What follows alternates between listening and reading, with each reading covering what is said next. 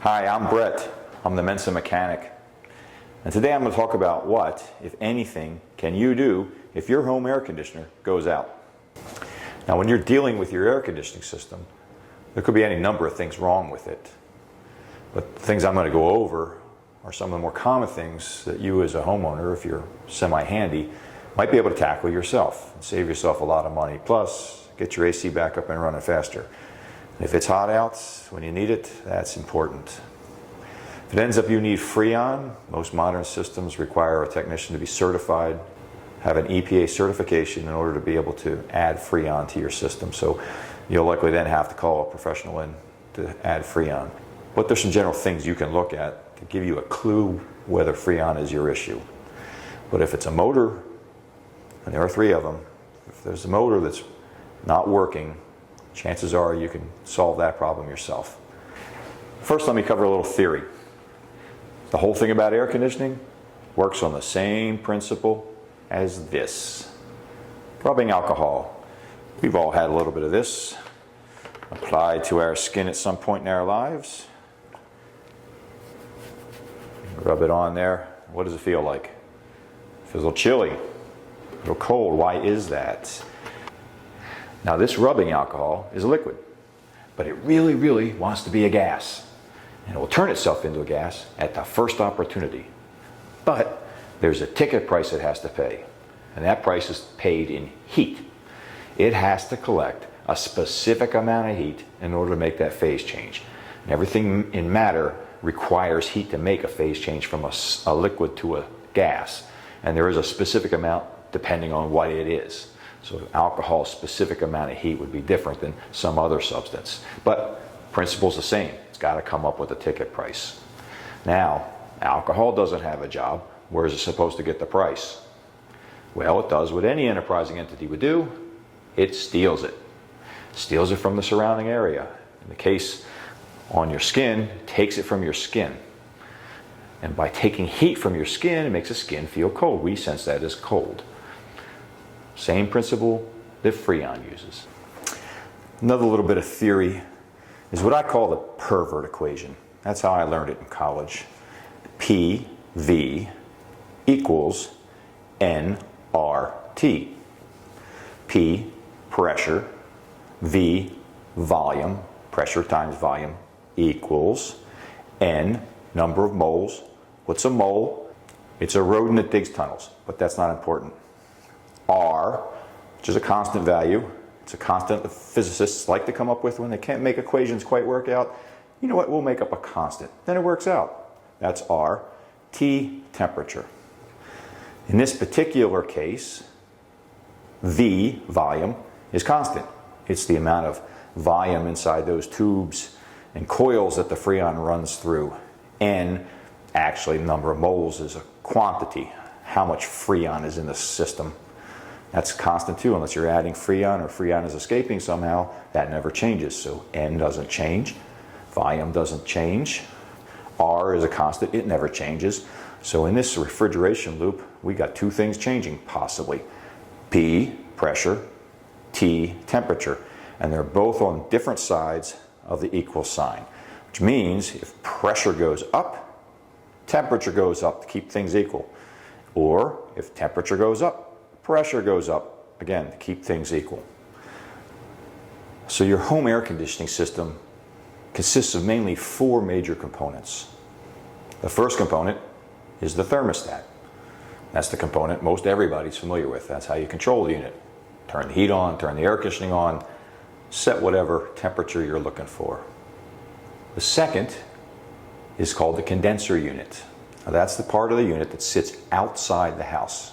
You'll find it out in your yard somewhere, where it might be bolted to the side of your house. It has to be outside. That's the condenser unit.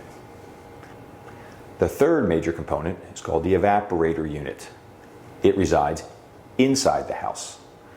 It might be in your attic. It might be in your garage. It might be in a specific HVAC room, but it's somewhere in the house. And then the fourth unit is the air handler. Now, the air handler is almost always incorporated with and part of the evaporator unit. So that's all one unit, but there are 2 functions going on there. One is the evaporation, and the other one is the air handling. Now the air handler unit is responsible for circulating air through the house. It sucks it in through what are called the air returns, and then blows it back out through the ducts, the various ducts in the house. And it's constantly circulating air. That's the air handler. I think most people know that the air conditioner has what's called Freon. And it's a volatile chemical similar to alcohol. Exists in a liquid form, but it really wants to be a gas. And it goes through a cycle. It's kind of like a roller coaster. It starts with the Freon being in line, gets compressed into the car gets jacked up the hill, goes through an expansion valve, which is like an orifice, which is basically a mister, kind of like you have a mister on your hose to mist your plants. Goes through a mister called the expansion valve. That's part of the evaporator unit. And as the evaporator unit suggests, it's at that point that the Freon changes from liquid and evaporates into a gas in the evaporator. Now the evaporator has a whole bunch of coils with fins, and the air handler blows air through those fins. And as the Freon makes its phase change from a liquid to a gas by being misted out into the coils, it absorbs heat, so it can make that phase change. So it cools down or makes those coils cold. The house air that's been sucked in the house, from the house by the air handler gets blown across those coils. Any heat that's in that air that's been sucked up from the house gets absorbed by the Freon trying to make its phase change, taken with the Freon back out, and then the air is blown back into the house, but now the air is colder because it has given up its heat to the Freon. So there's been a heat exchange of heat that's in the air that came from the house with the Freon that needs the heat so it can turn into a gas. All right, so once the Freon has turned into a gas, that's the fun part of its ride, the downhill part of the roller coaster ride. Now it's on its way down the hill and it's headed back to the condenser unit. Once the Freon gets back to the condenser unit, the first major stop it makes is the compressor.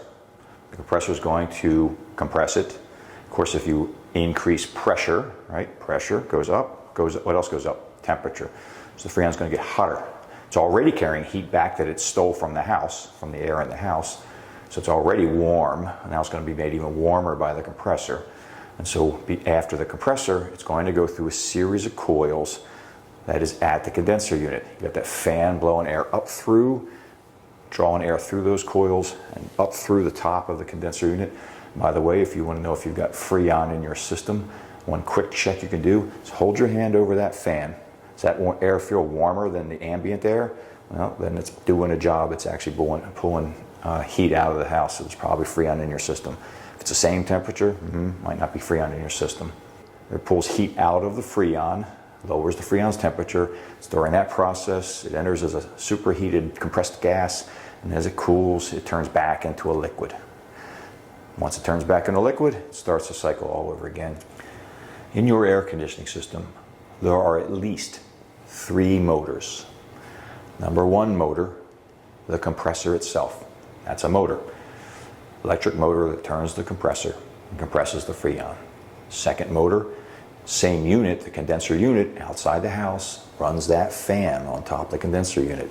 That's a motor there running that fan, usually attached right to the fan blade. You'll see it upside down, usually sits at the top of the unit and sucks air from the bottom and blows it up out the top. That's second motor. Third motor is your air handler motor.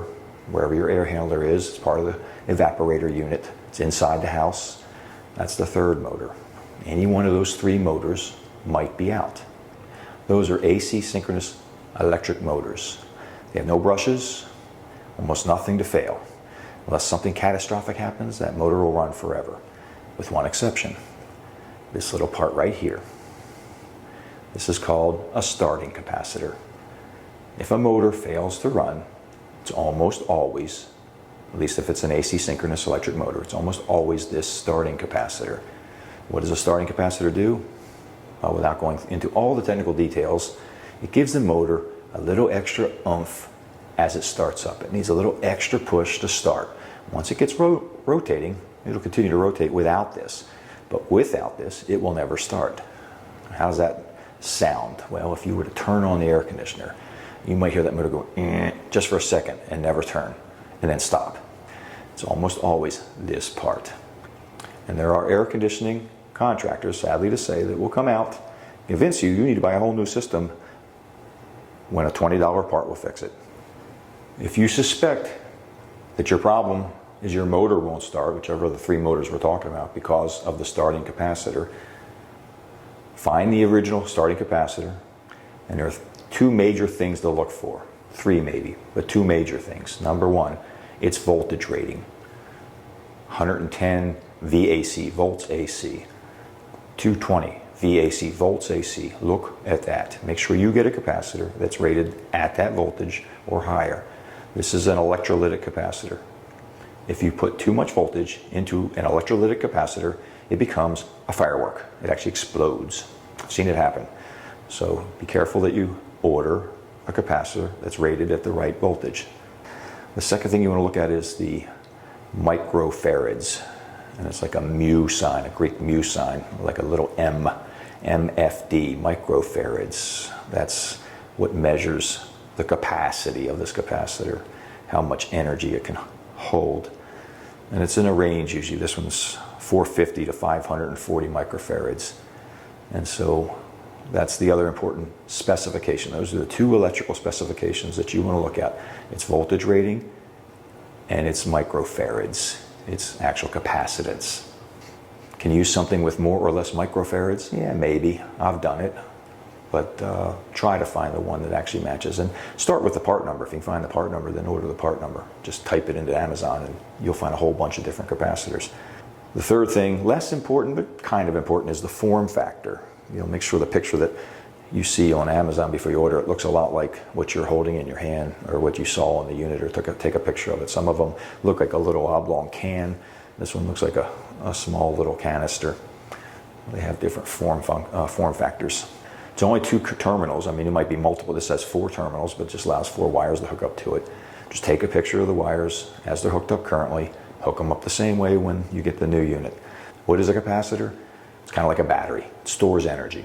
Although battery stores it for a long period of time and can source energy for a long period of time, this will charge up in a matter of less than a second. It'll discharge just as quickly. So it's a very short-term battery.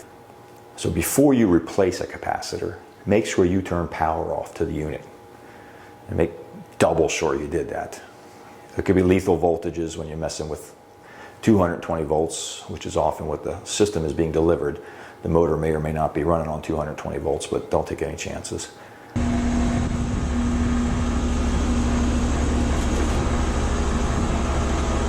All right, there's a control board, but there's your capacitor right there. Now the air conditioning guys have put a larger value capacitor on here.